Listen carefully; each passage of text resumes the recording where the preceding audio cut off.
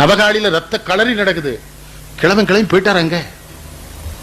இப்ப நான் இங்க இருந்து அறிக்கை விடுவானே, வேதனையில் வேகிறேன் சாம்பலாகிறேன், தாங்க முடியவில்லை, என்னால தாங்க முடியல, வாழாங்க வந்தா வெட்டிடுவானே.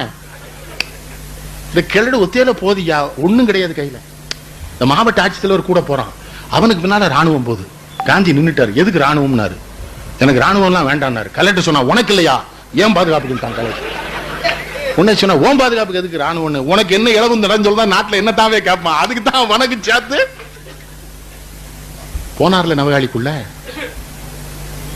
இந்துக்களும் முஸ்லிம்களும் சகோதரர்கள் ஒருவர் அடித்துக் கொள்ள நான் அனுமதிக்க போக முடியல. அவரால போவானாயா போ. காந்தியோடலாம் இவன்ல கம்பேர் பண்ணவே கூடாது. இருந்தாலும் கரூர் சம்பவத்துக்கு அப்புறம் பின்னங்கால் பிடரில பட ஓடி வந்த வீர தளபதியும் அவங்களுடைய படையும் தான் நமக்கு ஞாபகத்துக்கு வருது.